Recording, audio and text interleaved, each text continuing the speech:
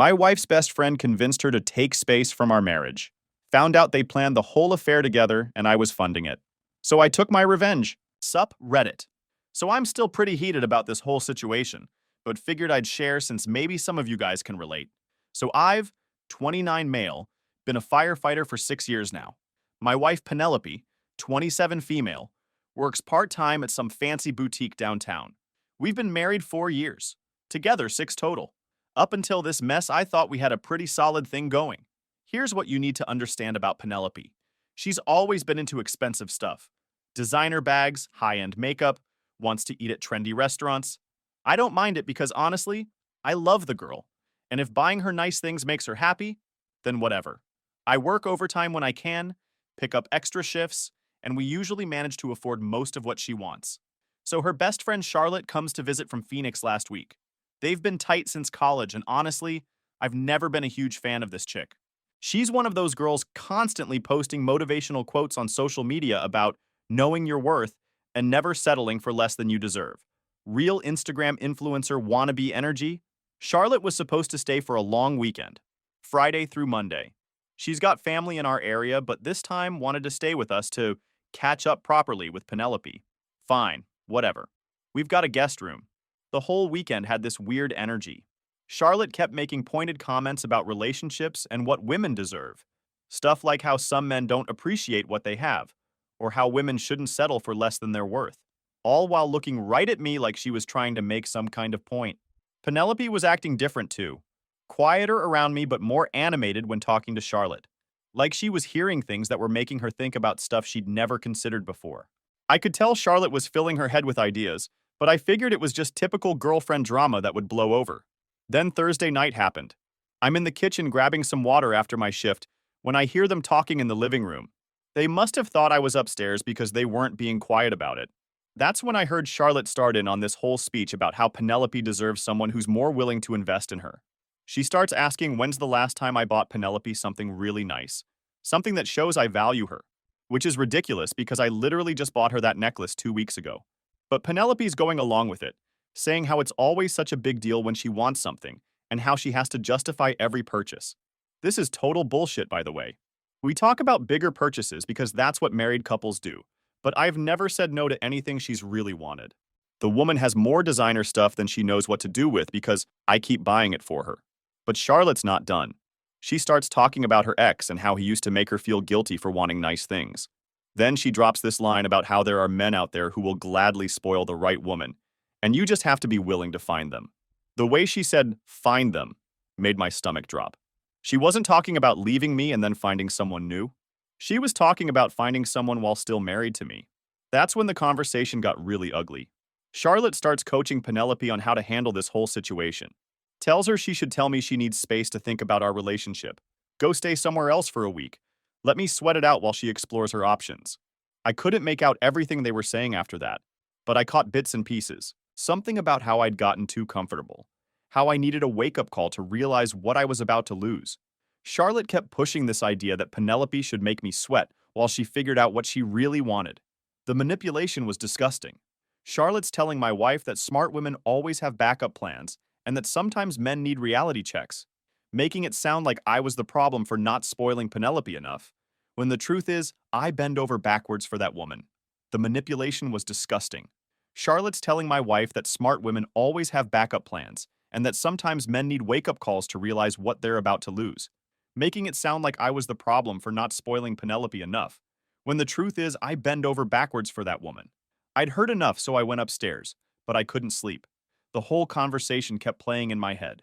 The way Charlotte pushed Penelope toward finding someone else. The way she made cheating sound like some kind of empowering choice. It felt planned, like they'd been discussing this for longer than just that weekend. The worst part was listening to Penelope go along with it all. Yeah, Charlotte was the one doing most of the talking, but my wife wasn't exactly putting up much resistance. She seemed genuinely interested in this plan to disappear for a week and explore her options with whoever Charlotte had in mind. I kept thinking about all the money I'd spent on her lately. The necklace, the purse, the Sephora hauls, dinners at expensive restaurants she wanted to try. Apparently none of that mattered because Charlotte convinced her she deserved more. Well, she was about to find out what exploring her options would cost her. because there was no way I was going to sit around waiting while my wife played games with our marriage. I just didn't know yet how deep this rabbit hole was going to go. The next morning, Penelope is acting all weird at breakfast. She's doing that thing where she's clearly working up to saying something but keeps chickening out, keeps opening her mouth like she's about to talk, then just takes another sip of coffee instead. I can tell something's coming. I'm trying to eat my eggs and get ready for my shift, but she's making me nervous with all this fidgeting. Finally, right as I'm about to grab my keys and head out the door, she drops it on me. Oliver, I think I need some time off. From us, you know. I'm gonna go stay with Charlotte for a while. I just stared at her for a second. After what I heard last night, this shouldn't have been a surprise, but hearing her actually say it still hit me like a truck. What do you mean, time off? I mean, I need space to think about our relationship, about whether this is really what I want. She won't even look at me when she says it, just stares down at her coffee cup like it's the most interesting thing in the world. Charlotte's been helping me realize that maybe I've been settling. There's that word, settling. The same bullshit Charlotte was feeding her last night. Settling for what exactly? I work so hard I treat her good, I buy her whatever she wants. What the hell is she settling for? Settling for what, Penelope? What exactly am I not giving you? She gets this defensive look on her face. It's not about one specific thing, Oliver. It's about feeling valued, feeling like my husband actually wants to invest in our future together. I wanted to laugh at that. Invest in our future? I wanted to argue, but honestly, I was too shocked. Plus, part of me was like, fine. If she wants to act like being married to me is some kind of burden, maybe she should see what it's like without me. So I just said, okay. The look on her face told me she was expecting more of a fight. Like she wanted me to beg her to stay or promise to change or some shit. When I didn't give her the reaction she was looking for, she seemed almost disappointed. That's it? Just okay? What do you want me to say, Penelope? If you need space to figure out if you want to be married to me, then go figure it out. I'm not going to sit here and convince you that I'm worth staying with.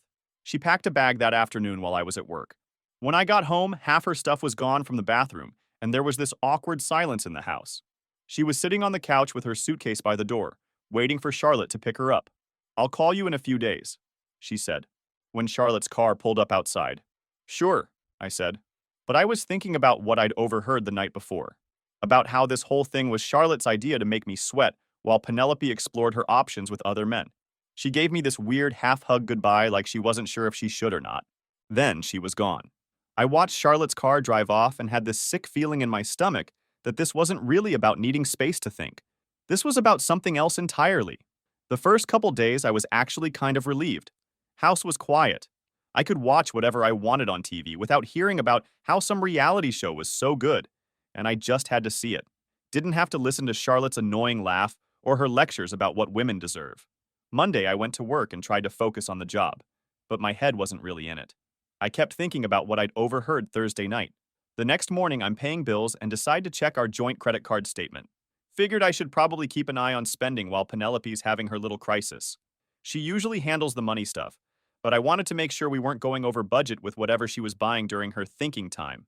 That's when I saw the charges that made my blood run cold. Friday night, $180 at some fancy steakhouse downtown I'd never heard of. The kind of place where a single meal costs more than I usually spend on groceries for a week. Saturday, $340 at a hotel. Sunday, $67 at some upscale brunch place. All of them local. All of them expensive. All of them for amounts that suggested two people, not one woman having a quiet weekend to think about her marriage. But Charlotte was supposedly from Phoenix and staying with family. Why would they need a hotel?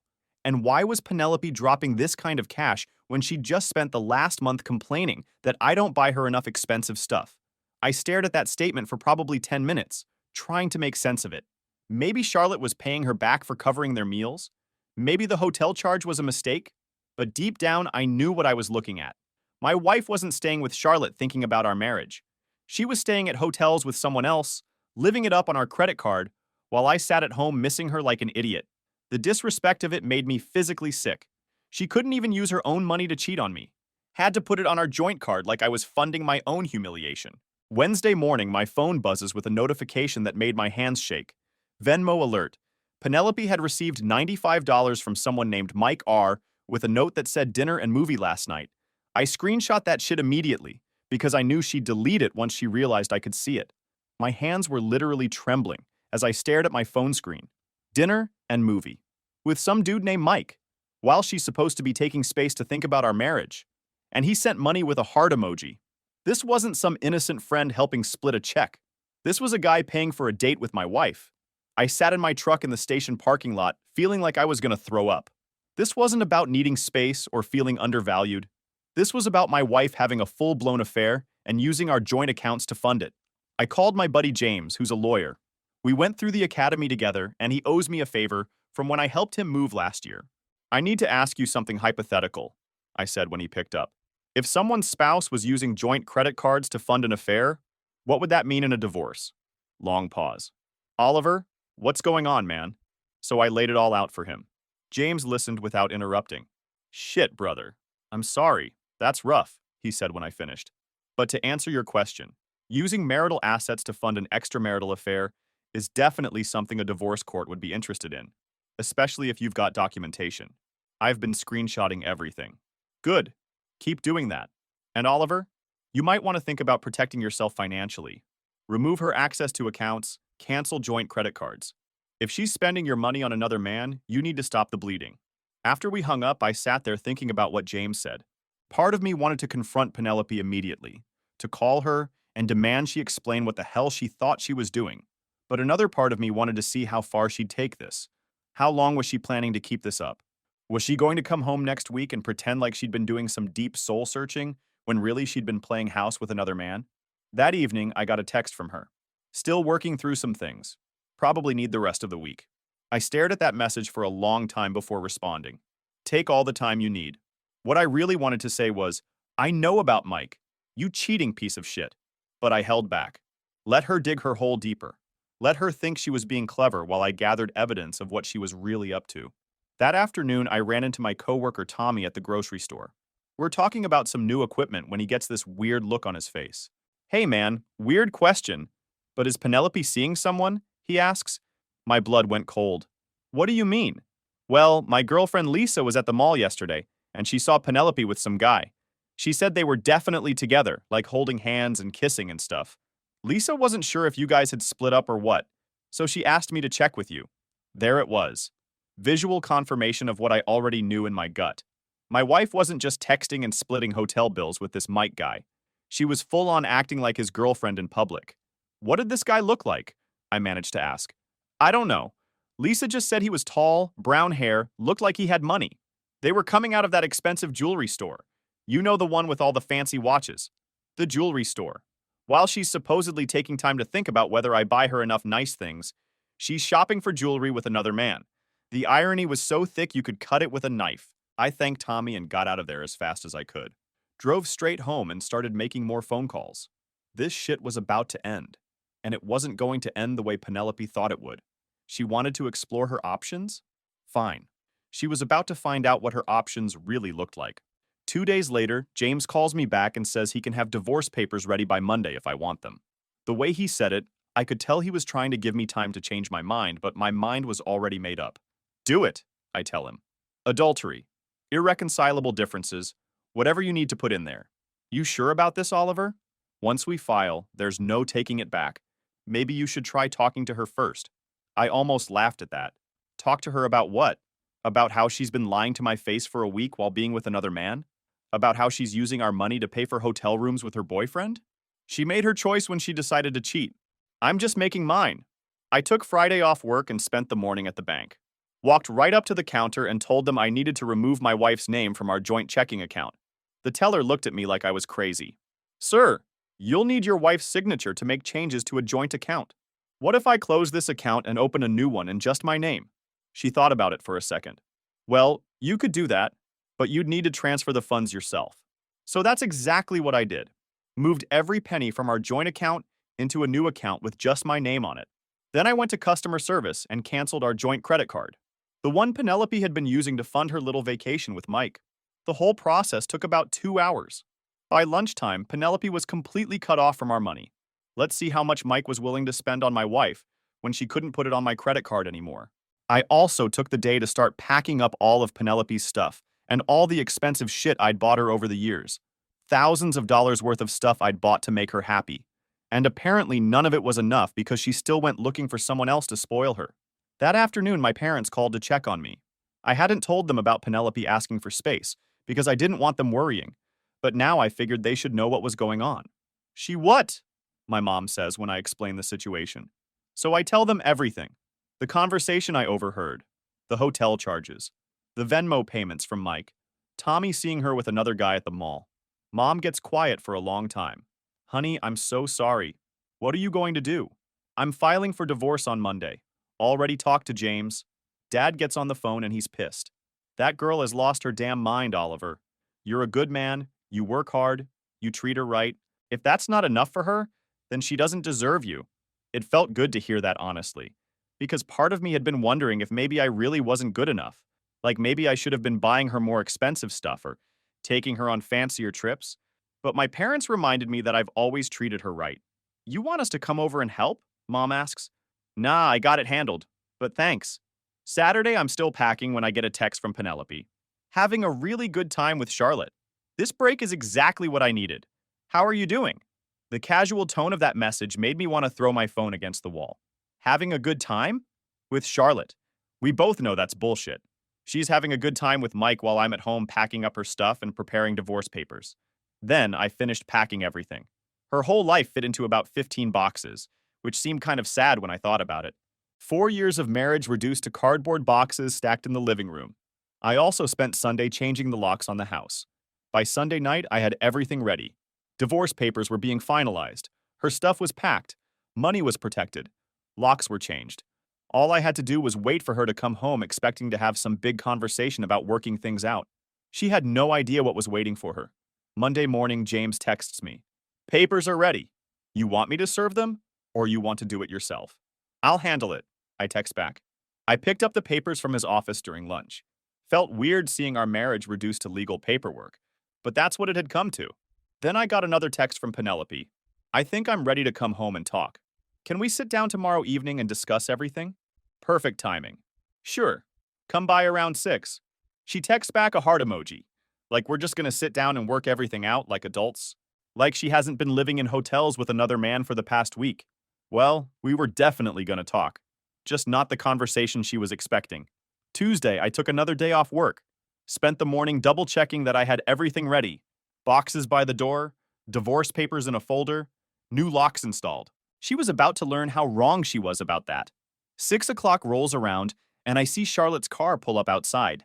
I'm standing by the front window, watching Penelope get out of the passenger seat, looking all casual like she's just been on vacation. She's got this little smile on her face, and she's wearing clothes I don't recognize. Probably bought them with Mike's money since I cut off her access to our accounts. She walks up to the front door and tries her key. When it doesn't work, she looks confused for a second, then rings the doorbell. I wait about 10 seconds before opening it. She tries to give me a hug and says something about her key not working. I don't hug her back. Just step aside and gesture toward the living room where all her boxes are stacked up. The look on her face when she sees those boxes is something I'll never forget. Pure shock, like someone just slapped her. She asks what all this stuff is, and I can hear her voice change from casual to panicked in about 2 seconds. I tell her it's her stuff and hand her the folder with divorce papers. She just stares at it like she can't process what she's seeing. Opens it up and her face goes completely white as she reads the first page. She starts trying to play dumb, asking what I'm talking about, claiming she's been staying with Charlotte the whole time. The lies come so easily to her it's almost impressive. Even caught red-handed, she's still trying to sell me this bullshit story about soul-searching and figuring things out. That's when I drop Mike's name on her. Tell her I know about the Venmo payments, the hotels, Tommy seeing them together at the mall. The panic in her eyes when I say Mike's name tells me everything I need to know. She sits down hard on the couch, like her legs just gave out. The divorce papers scatter on the floor. Then she starts with the excuses and the blame shifting. How this was all Charlotte's idea to make me fight harder for our marriage. How Mike was just different from me, more willing to spend money without making it a big deal. I wanted to laugh at that. This jerk's been trying to steal my wife. Of course, he's gonna throw money around to impress her. That's not romance, that's just strategy. But apparently Penelope was too stupid to see the difference. She tries to minimize it, calling it a mistake, saying they just connected, and it wasn't supposed to go this far. Like cheating on your husband is something that just happens accidentally. Like you can just slip and fall onto another man's dick in a hotel room. Then comes the begging. Real pathetic stuff about how she realizes she messed up and how much she loves me and how we can work through this together. But every time she talks, all I can think about is that week of hell she put me through while she was playing house with Mike. Please, I'll never see him again. I'll block his number. I'll do whatever you want, she says through tears. What I want is for you to leave. Your stuff is packed, the papers are signed. We're done. She actually has the nerve to say I can't throw away 4 years of marriage over one mistake. One mistake? This wasn't some drunken kiss at a party. This was weeks of planning with Charlotte, lying to my face, using our money to fund an affair, and then coming home expecting me to just accept it. When I tell her about canceling the credit card and removing her from our bank account, the look on her face is priceless. Like she never considered there might be consequences for her actions. Oliver, you can't cut me off financially. I'm your wife, she says. Not for much longer. Every dollar you spent on hotels with Mike came out of money I earned working overtime. She keeps asking where she's supposed to go, and I tell her to call Mike. If he was such a great guy who treated her so much better than I did, surely he'd have room for her. The whole conversation probably lasted about 20 minutes, but it felt like hours. Watching someone you thought you knew reveal themselves to be a completely different person is exhausting. This wasn't the woman I married. The woman I married wouldn't have been capable of this level of deception and selfishness. What really got to me was how she kept trying to make it sound like this was somehow my fault. Like I drove her to cheat by not buying her enough expensive things or not making her feel special enough. As if working overtime to afford her designer purses and jewelry wasn't enough effort on my part. The entitlement was breathtaking. She genuinely seemed to believe that she deserved to explore other options while keeping me as backup. Like marriage was some kind of trial period where she could shop around for better offers and come back if nothing else worked out.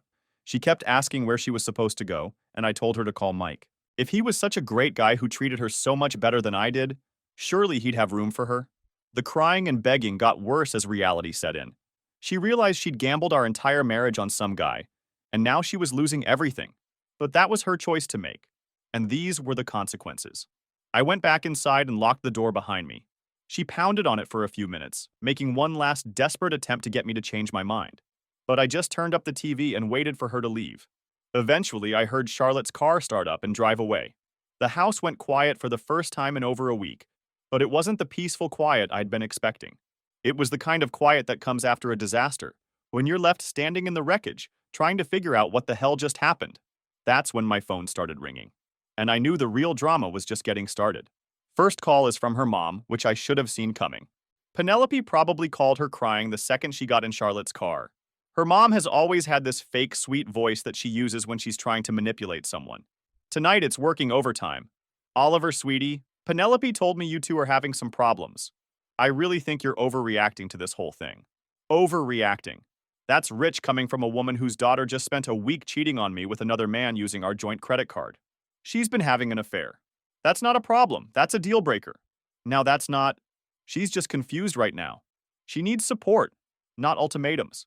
Marriage is about working through the hard times together. I want to explain about the hotel charges and the Venmo payments from Mike, but I realize it won't matter. Penelope's family has always thought she could do better than a firefighter anyway. The conversation goes on for about 10 minutes, with her mom trying every guilt trip in the book. How marriage takes work, how young people today give up too easily, how I should think about this more carefully before making any permanent decisions. What she doesn't understand is that I did think about it. I thought about it every time I saw a new hotel charge on our credit card. I thought about it when I found out some guy named Mike was paying for my wife's dinners. I thought about it when Tommy told me he saw her holding hands with another man at the mall. I listen politely and then tell her I need to go. She keeps trying to convince me to wait, to give Penelope more time, to consider counseling. Like counseling is going to fix the fact that my wife lied to my face for a week while being with another guy. 20 minutes later, her dad calls. He is more direct than his wife, but just as delusional about what happened. Oliver, I know Penelope made some mistakes, but you can't just throw away 4 years of marriage without trying to work things out. Some mistakes. Like cheating on your husband is equivalent to forgetting to take out the trash.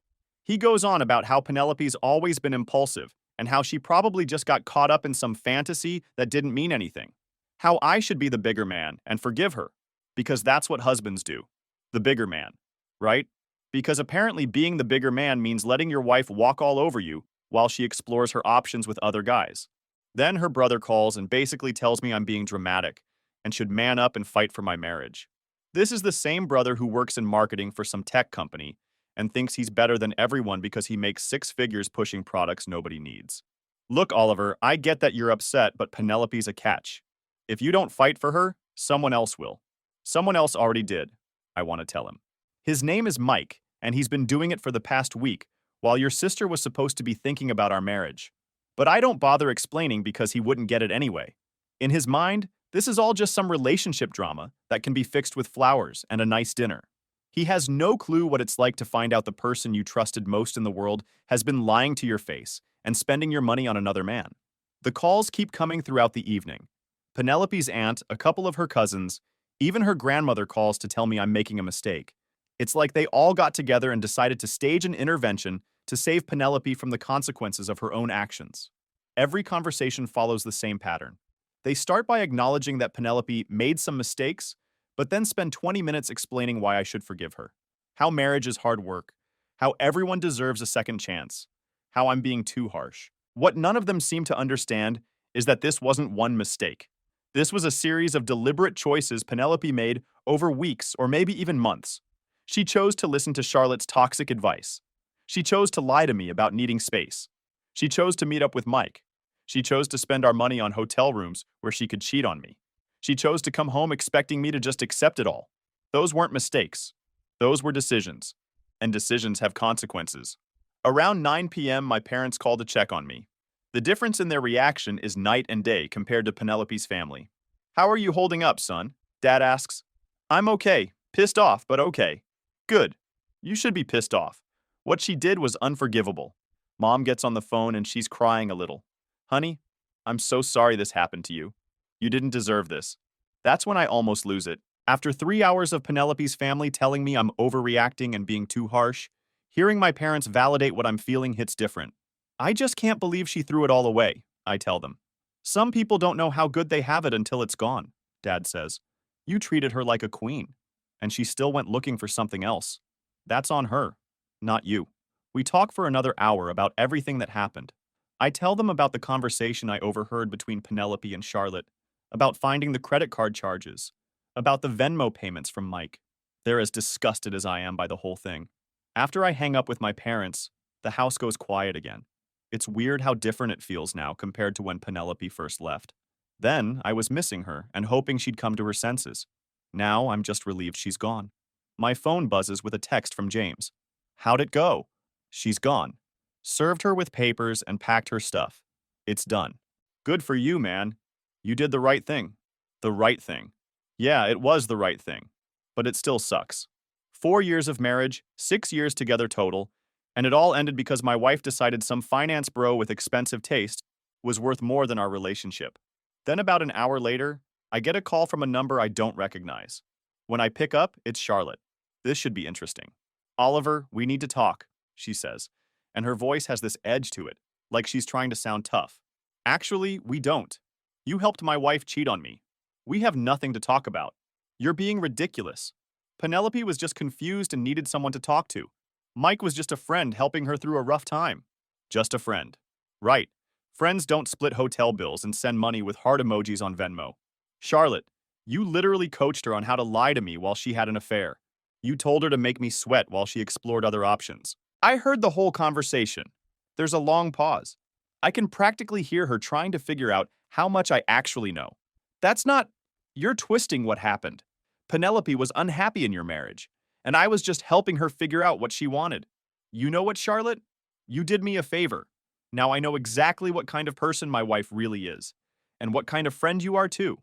I hang up on her before she can respond. Let her and Penelope figure out their own mess.